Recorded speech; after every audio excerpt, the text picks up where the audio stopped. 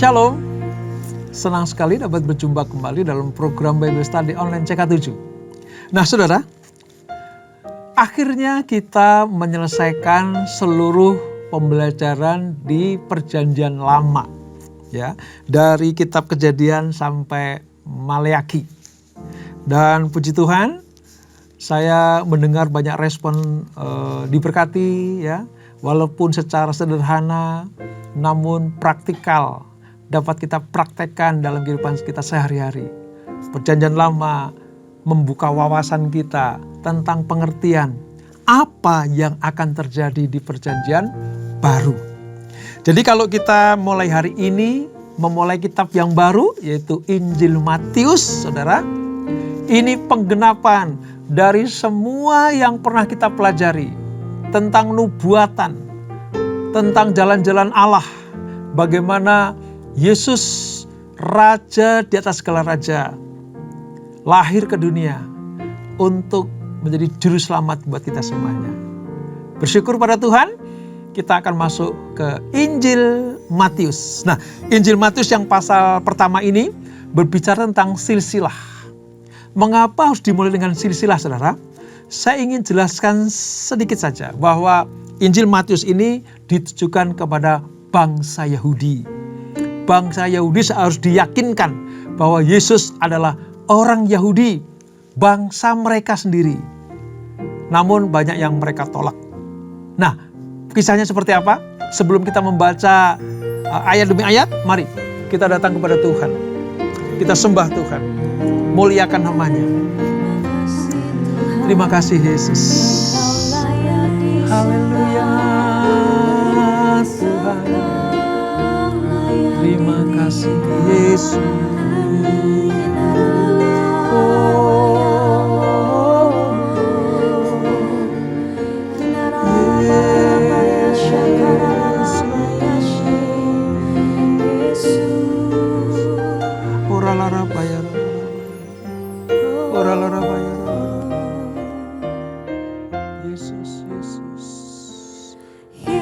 Yesus telah lahir ke dalam dunia ini, lambang pemerintahan berada di bahunya.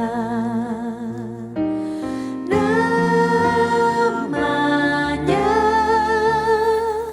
penasehat ajaib, Allah yang perkasa, Bapa yang kekal, Raja damai. Semua manusia pujilah dan sembah Dia. Glory, haleluya, haleluya, amin. Yes, Kau raja di atas segala raja. Yesus telah lahir ke dalam dunia ini, lambang pemerintahan berada di bahunya. Namanya penasehat ajaib, Allah yang perkasa, Bapa yang kekal, Raja damai. Semua manusia pujilah dan sembah Dia. Glory, haleluya, haleluya, amin.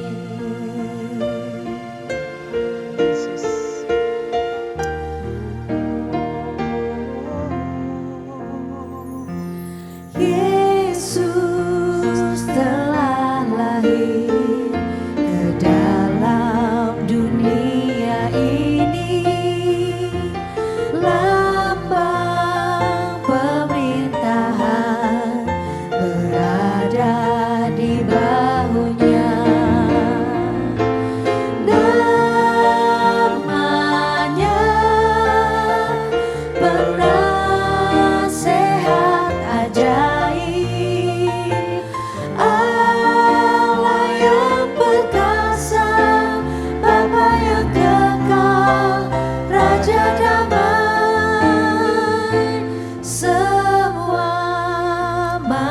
manusia, pujilah dan sembah Dia.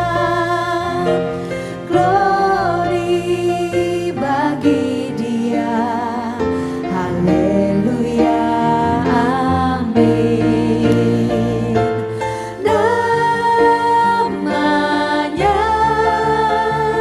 penasehat ajaib, Allah yang perkasa, Bapa yang kekal, Raja damai. Semua manusia, pujilah dan sembah Dia. Glory bagi Dia, haleluya, amin. Glory bagi Dia, haleluya, amin. Glory bagi Dia, haleluya, amin. Hosana bagi Dia. Oh Yesus, kami menyembahmu Tuhan. Yesus, Hosana bagi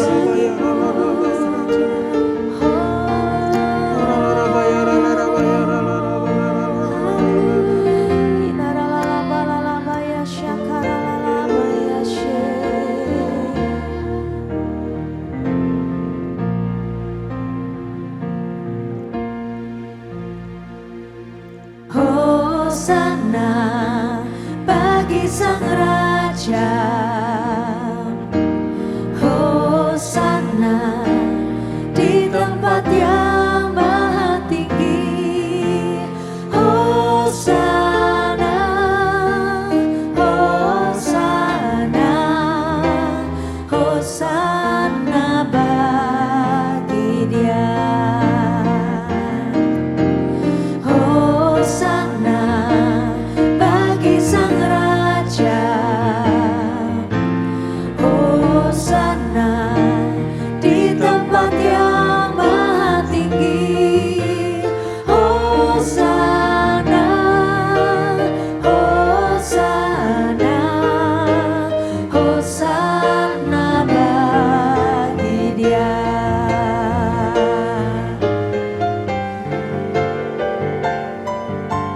Hosana bagi Sang Raja, Hosana di tempat yang maha tinggi. Hosana, Hosana, Hosana bagi Dia. Hosana bagi Dia,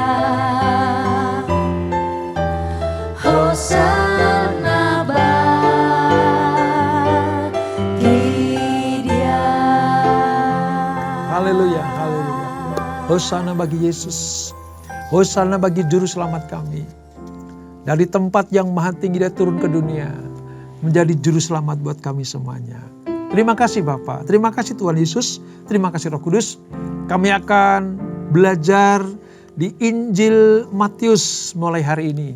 Biarlah terang Roh Kudus memenuhi hati dan pikiran kami, supaya apa yang kami baca, kami renungkan, sungguh membuat kami semakin hari semakin mengenal Engkau, menerima Engkau, bahkan setia kepada Engkau. Dalam nama Yesus, mari yang siap belajar firman Tuhan, sama-sama kita katakan amin, amin. Nah saudara, sebelum kita membaca di Matius pasal yang pertama saudara, saya ingin sampaikan dulu, karena ada beberapa pertanyaan yang masuk ke saya. Pak, mengapa Injil harus ada 4? Yaitu Matius, Markus, Lukas, dan Injil Yohanes.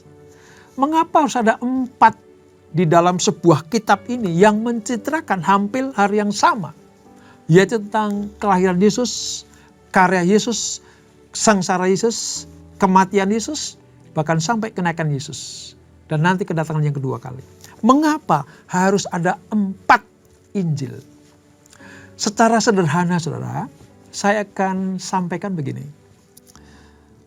4 Injil ini memiliki tujuan yang berbeda sekalipun ceritanya sama. Yaitu tentang Yesus. Tujuan Injil Matius adalah kepada orang Yahudi. Sebab orang Yahudi harus percaya kepada Yesus sebagai Tuhan dan Juru Selamat. Maka Injil Matius disampaikan kepada orang Yahudi. Maka dimulai dari silsilah. Sebab orang Yahudi perlu bukti. Siapa Yesus? Anak siapa? Keturunan siapa? Dari suku apa? Lahir di mana? Apakah sesuai dengan nubuatan para nabi? Kira-kira seperti itu. Jadi Matius ditujukan kepada orang Yahudi. Nah, Injil Markus saudara ditujukan kepada orang Romawi. Orang-orang percaya, orang-orang Kristen yang sudah percaya ditujukan pada orang Romawi. Ya, bisa juga yang mereka yang tinggal di Roma sana. Karena kan diaspora waktu itu saudara. Ya, diaspora. Nah, makanya dalam Injil Markus itu sangat singkat padat. Orang-orang yang memiliki konsep pemikiran seperti orang Romawi itu minta bukti. Dia bisa bikin apa? Dia lakukan apa di dunia ini? Makanya Injil Markus itu kebanyakan tentang nubuatan dan singkat-singkat. Ya. Mereka nggak mau tahu, orang Romawi nggak mau tahu Yesus itu anak siapa, keturunan siapa, gitu nggak mau tahu. Yang dia pengen tahu, dia bisa buat apa? Gitu. Itu Injil Markus. Nah, sementara Injil Lukas ya, itu ditujukan kepada orang Yunani. Ya. Yunani itu orangnya cerdik pandai, orangnya pemikir, gitu ya. Seperti filsuf-filsuf yang banyak ditemukan orang-orang Yunani. Ya. Makanya Injil Lukas dimulai dengan sebuah bukti penelitian. Ada kata-kata nanti ya, setelah kuselidiki, hai Theophilus gitu. Jadi orang-orang pintar itu perlu penyelidikan.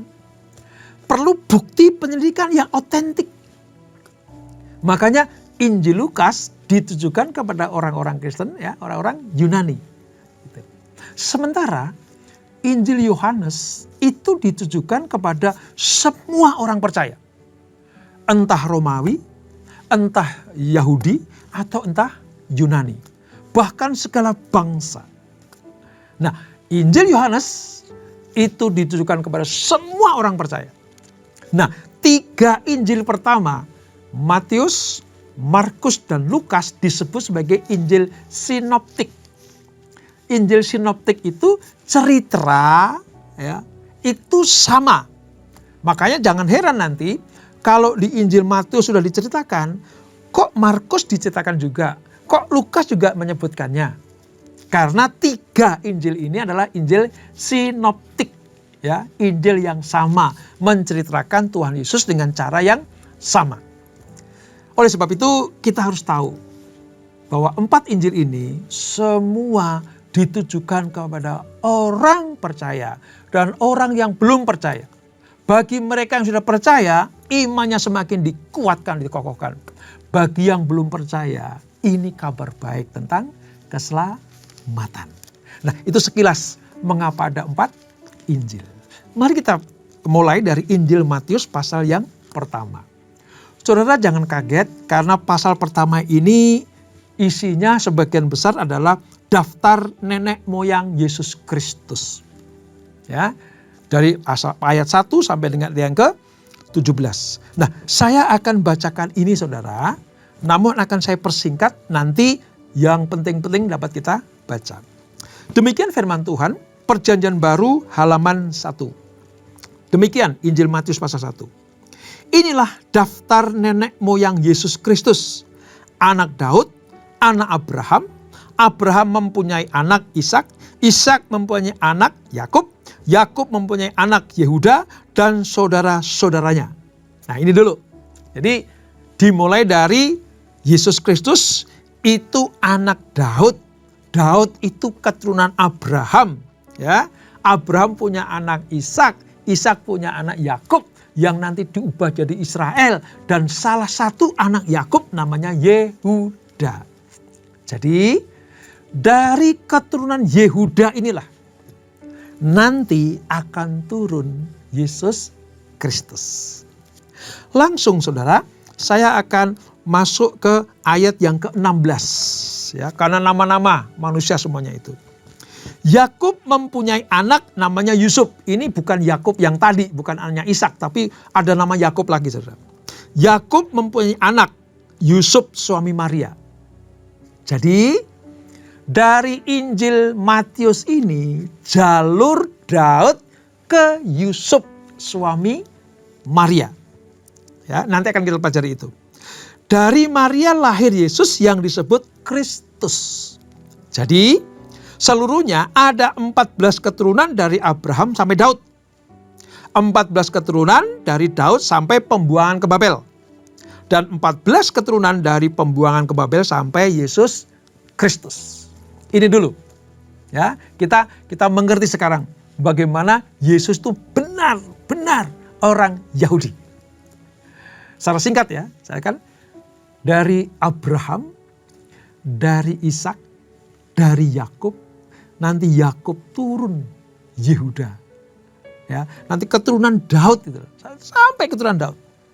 Makanya kalau setiap Natal kita nyanyikan Yesus anak Daud. Nah, ini jalur kelahiran Tuhan Yesus. 14 keturunan. Keturunan tadi ya, ada 3 kali 14. Yang kita baca dari ayat 17. Kita mengerti sekarang. Yesus benar-benar keturunan Abraham, Ishak dan Yakub. Bahkan dari Daud, dari keturunan raja-raja Yehuda. Nah, selanjutnya saudara, tentang kelahirannya. Matius menjelaskan dan merinci bagaimana kelahiran Yesus Kristus. Kelahiran Yesus Kristus adalah seperti berikut. Pada waktu Maria ibunya bertunangan dengan Yusuf, sebelum mereka hidup sebagai suami istri, ia didapati mengandung dari Roh Kudus. Karena Yusuf suaminya seorang yang benar dan tidak mau mencemarkan nama istrinya di depan umum, ia bermaksud menceraikannya dengan diam-diam.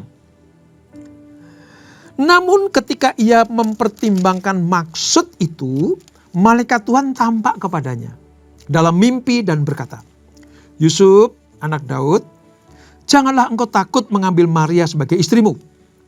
Sebab anak yang di dalam kandungannya adalah dari Roh Kudus. Ia akan melahirkan anak laki-laki dan engkau akan menamakan dia Yesus.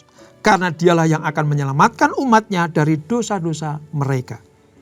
Semuanya itu terjadi supaya digenapi yang difirmankan Tuhan melalui para nabi.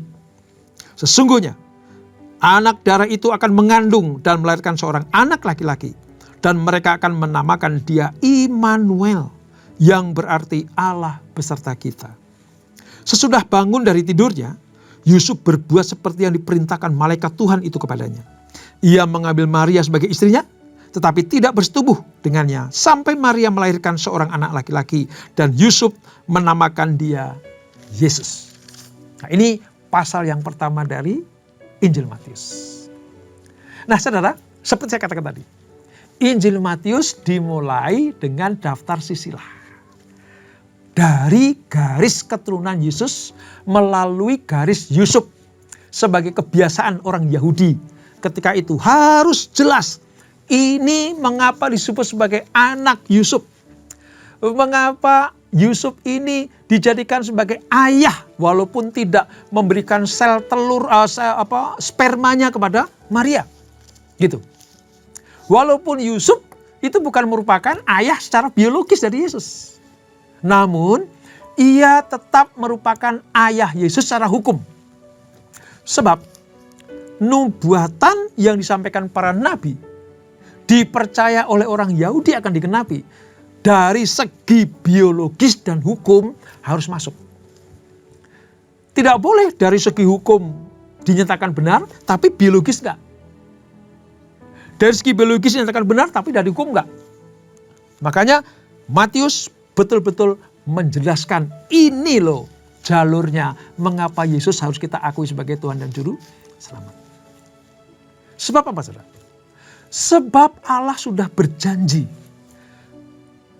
bahwa lewat keturunan dari silsilah Yesus sampai kepada tokoh-tokoh yang diagungkan oleh orang Yahudi itu, maka Yesus mempunyai silsilah yang bisa dipercaya, bisa diterima. Menggenapi tentang syarat-syarat sebagai Mesias. Karena bagi orang Yahudi, Mesias harus lahir dari keturunan Abraham, Ishak, Yakub, sampai Daud. Itu Mesias, Raja. Makanya yang dinantikan oleh orang Yahudi sebenarnya Yesus tampil sebagai Raja dunia ini. Yang bisa melepaskan mereka dari belenggu orang Romawi. Mereka sedang menantikan Raja seperti Daud. Yang melepaskan mereka dari cengkeraman orang Filistin. Ancaman orang Filistin. Maka sosok seperti Daud lah yang dinantikan oleh orang-orang Yahudi. Tapi nanti pada perjalanan saudara, mereka menolak Yesus. Mengapa? Mereka punya gambaran tentang Yesus tidak seperti Daud. Walaupun dia keturunan Daud. Tapi Yahudi menolak. Sebab Yesus itu bukan raja seperti raja-raja dunia ini. Dia raja di atas segala raja. Tahtanya ada di surga sana. Nah itu ya sekilas tentang Yesus. Mari kita lanjutkan saudara. Tadi kita baca tentang kata Kristus. Ya, Kristus. Ya. Inilah daftar nenek moyang Yesus Kristus. Mengapa ada kata Kristus? Kata Kristus itu dalam bahasa Yunani adalah Kristos. Yang berarti diurapi. Jadi Kristus itu dari bahasa Yunani yang artinya diurapi. Nah dalam bahasa Yahudi atau Ibrani saudara, kata Kristus itu artinya Mesias. Jadi kata-kata Kristus, Mesias, Kristos itu sama artinya yang diurapi. Mengapa menjadi yang diurapi saudara? Karena dialah yang akan menjadi pembebas bagi umat manusia yang jatuh dalam dosa. Sejak semula Matius sudah menegaskan bahwa Yesus adalah yang diurapi dari Allah. Yaitu diurapi oleh Roh Kudus itu sendiri. Sebab benih yang dikandung Maria itu bukan dari Yusuf. Tapi dari Roh Kudus. Makanya pada waktu Yusuf ingin meninggalkan Maria, ingin menceraikan. Ya, ingin melepaskan Maria dari ikatan pertunangan sebelum menikah. Malaikat datang kepada Yusuf. Yusuf, jangan takut. Yang dikandung dalam kandungan Maria itu bukan dari benih laki-laki lain. Bukan benih manusia, tapi Roh Kudus. Nah, Yusuf diyakinkan dengan penglihatan yang diterima atau mimpi yang diterima dari malaikat itu. Nah, Matius menceritakan seperti itu. Nah, kata yang diurapi sebagai nabi untuk membawa pengetahuan tentang kebenaran. Jadi, sebutan Yesus nanti yang diurapi ya itu nabi, imam, dan raja. Nabi, imam, dan raja. Sebagai nabi, dia akan membawa pengetahuan tentang kebenaran Allah. Sebab dia adalah Allah itu sendiri. Sebagai imam, dia akan mempersembahkan korban penghapus dosa. Bukan lewat darah kambing domba lagi. Bukan lembu sapi.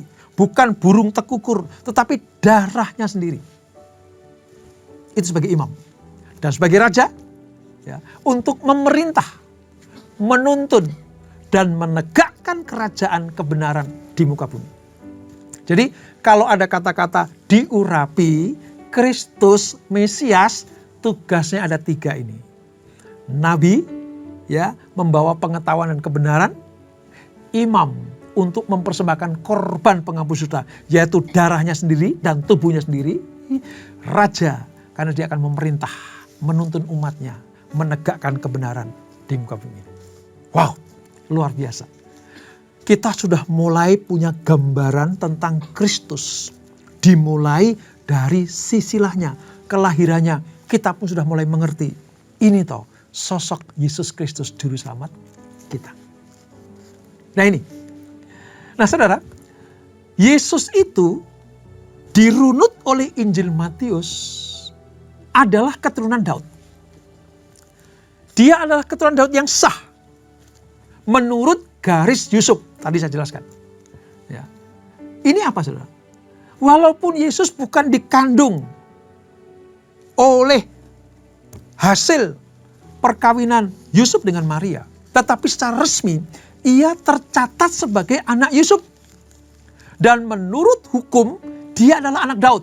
Tadi saya sebutkan ya, Mesias harus anak Daud. Nah, kita lihat tadi, Yusuf itu garisnya garis keturunan Daud.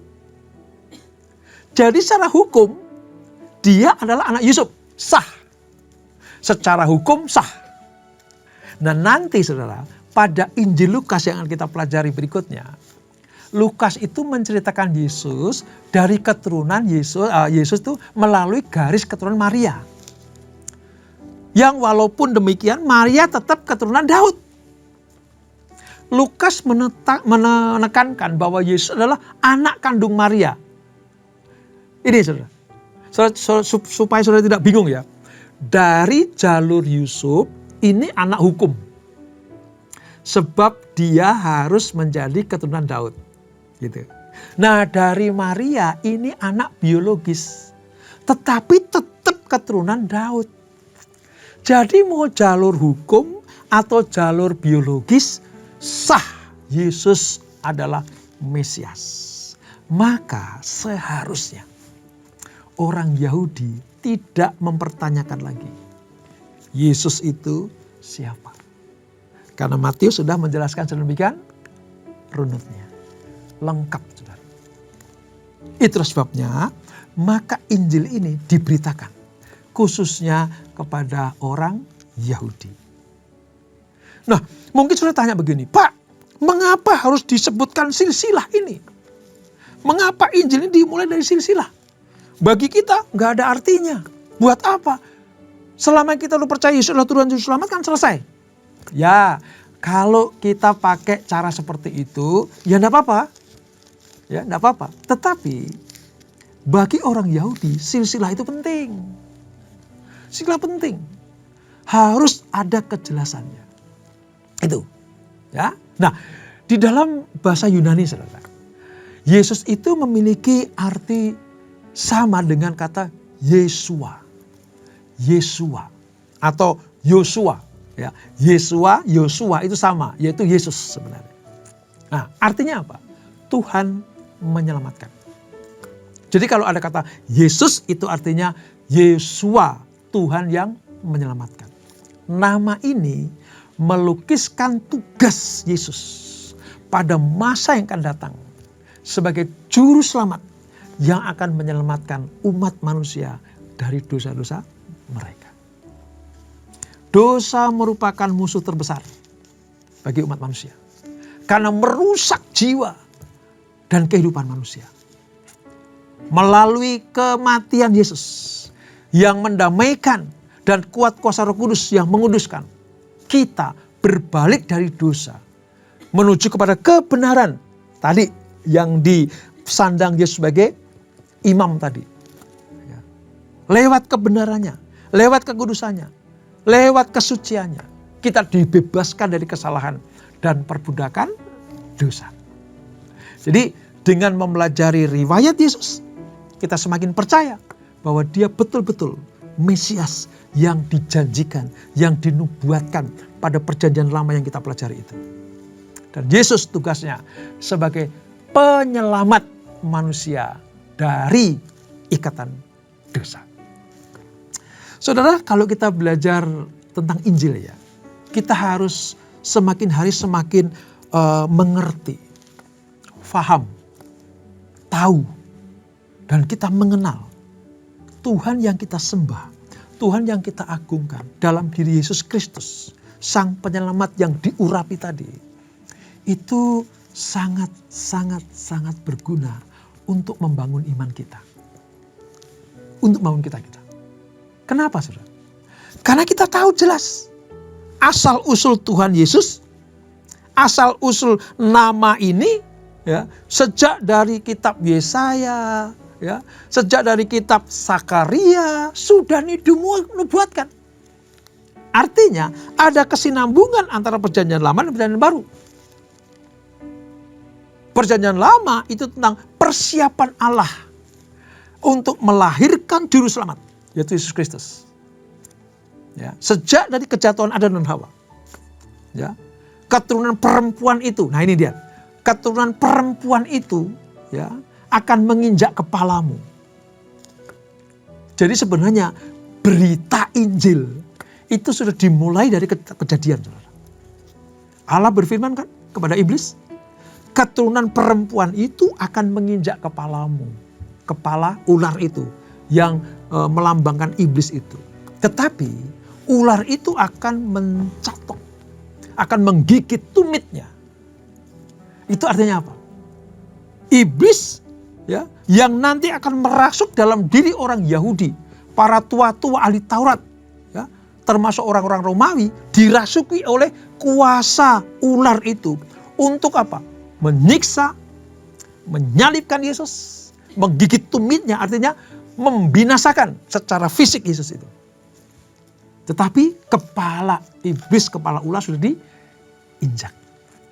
Jadi berita Injil sudah diberitakan sejak di kitab Kejadian.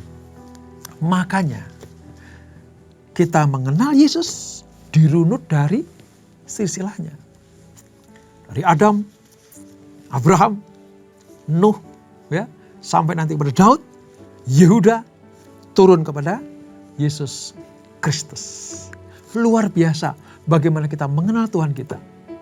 Makanya setiap saat kita membaca firman, harusnya kita semakin hari semakin mengenal pribadi Tuhan. Dan puji Tuhan, lewat pelajaran di Injil Matius ini, kita belajar bagaimana Yesus secara hukum dan secara biologis sah sebagai juru selamat. Nah, sebelum kita tutup saudara, ada hal yang sangat menarik yang perlu kita ketahui. Begini, dalam sisilah Yesus, walaupun kita tidak baca, saya akan secara singkat saja begini. Ada ketegasan tentang nama 4 wanita yang dicantumkan di dalamnya, meskipun memiliki latar belakang yang kurang baik. Dari sudut pandang orang Yahudi. Sulit sebenarnya orang Yahudi menerimanya. Tetapi mengapa 4 perempuan ini, 4 wanita ini, yang notabene tidak bisa diterima oleh orang Yahudi, tapi masuk dalam sisilah. Wanita yang pertama namanya Tamar. Tamar ini perempuan sundal, saudara. Ya. Seperti yang kita pelajari di kitab Kejadian. Yang kedua, Rahab. Ini perempuan sundal juga, Rahab itu. Yang ketiga, Batsheba. Batsheba itu istri Uria yang berzina dengan Daud. Memiliki latar belakang dosa bersama dengan Daud karena pezina. Dan yang ketiga, keempat, Rut. Rut itu meskipun murah hati, baik hati, tetapi dia bukan orang Yahudi, non-Yahudi. Pertanyaannya begini, mengapa 4 wanita ini masuk dalam sisilah Yesus? Sementara Yesus harus dilahirkan dalam keadaan yang kudus, suci, dan mulia. Kok melibatkan orang-orang yang sundal, orang-orang yang berzina, bukan orang Yahudi, ya? Tetapi mengapa diizinkan seperti itu? Kita tahu sekarang, dalam keagungan ilahi tentang kemesiasan Yesus, Allah menyatakan belas kasihannya dan kemurahannya dengan berkenan memakai orang-orang berdosa yang penuh dengan kelemahan, bahkan yang ditolak oleh orang Yahudi, namun masuk dalam sisilah supaya apa? Semua golongan, semua umat manusia yang berdosa tetapi menerima Tuhan sebagai Tuhan dan Juru Selamatnya terlibat di dalam karya keselamatan Tuhan. Kadang kita berpikir inilah yang membuat orang Yahudi kadang sulit menerima Yesus. Karena ada perempuan-perempuan yang tidak layak menurut mereka. Tapi sudut pandang kita sekarang tahu Allah memakai siapa saja. Siapa saja. Entah Tamar, Rahab, Batsheba, dan Rut dipakai Tuhan untuk melahirkan juru selamat Mesias yang diurapi itu, yaitu Yesus Kristus. Sungguh besar kasih Allah atas anugerahnya buat kita semuanya. Sebab Tuhan melibatkan semua semua umat manusia untuk karya keselamatan Tuhan. Kalau Tuhan melibatkan mereka, hari ini Tuhan juga melibatkan saudara dan saya. Siapapun kita, kalau kita tergolong sebagai orang yang percaya kepada Yesus, maka kita terlibat di dalam karya keselamatan Allah, memperlebar kerajaan surga. Dan itulah Matius pasal yang pertama. Kita berdoa. Bapak, terima kasih untuk anugerah-Mu. Kami mulai kitab yang baru, kitab Injil Matius. Kami tahu sekarang siapa Yesus, siapa Kristus. Secara hukum dan biologis sah sebagai keturunan Yahudi, raja di atas raja, keturunan Daud. Dan kami melihat juga bagaimana karya Yesus untuk menyelamatkan semua manusia, melibatkan banyak orang, termasuk perempuan-perempuan yang tidak layak bagi orang Yahudi, tapi dipilih oleh Tuhan untuk sarana kelahiran Yesus Kristus.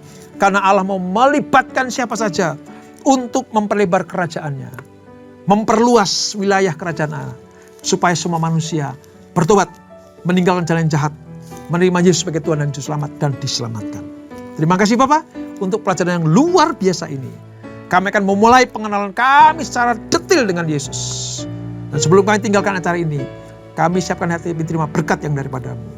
Kekasih-kasih Kristus arahkan hatimu pada Tuhan. Terimalah berkat kasih anugerah dari Allah Bapa yang berlimpah-limpah dalam anak yang tunggal Tuhan Yesus Kristus, dan persekutuan yang manis dalam Roh Kudus menyertai kita semuanya. Mulai saat ini sampai Maranatha. Yesus datang yang 2 kali menjemput kita semuanya. Bertemu di awan-awan yang permai. Menikmati kemuliaan kekal sampai selama-lamanya. Yang diberkati, sama-sama kita katakan amin. Tuhan Yesus memberkati.